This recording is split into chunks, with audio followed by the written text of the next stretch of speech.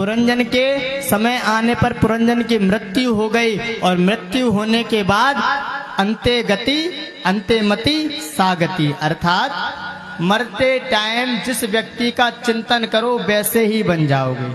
किसी कुत्ते का चिंतन करोगे तो अगले जन्म में कुत्ता ही बन जाओगे।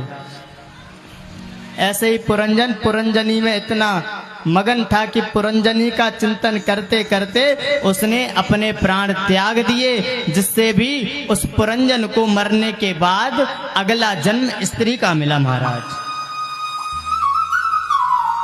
अगले जन्म में स्त्री बना पुरंजन और मलयध्वज नाम के राजा से उसकी शादी हुई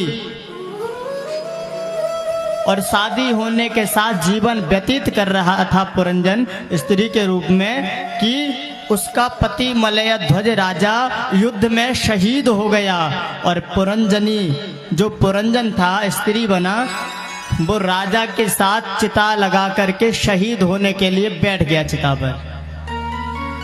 तब तक महाराज उसका मित्र अभिज्ञात आ गया।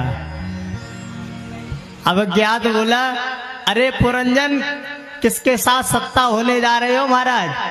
अब वो स्त्री के रूप में इस बार जन्म ले चुका है पुरंजन। उसने कहा, कैसी बात करते हो, मित्र कह रहे हो मुझसे?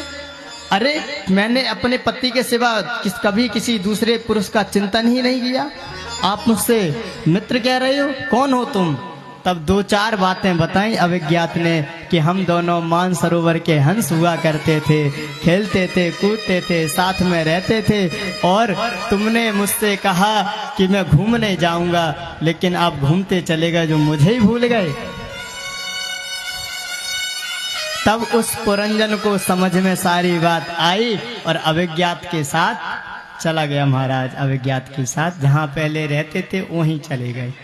समझ में आई कहानी? कुछ समझ में आया? कहानी पूरी पता है? अब नारद जी पूछ रहे प्राचीन वरी महाराज से, समझ में आया कुछ? अब महाराज प्राचीन वरी भी आपकी तरह ही कह रहे हैं कि महाराज कहानी तो बहुत अच्छी थी पर पल्ले कुछ नहीं पड़ी। नहीं पड़ी ना? अभी इसका अर्थ समझो, अब पल्ले पड़ेगी।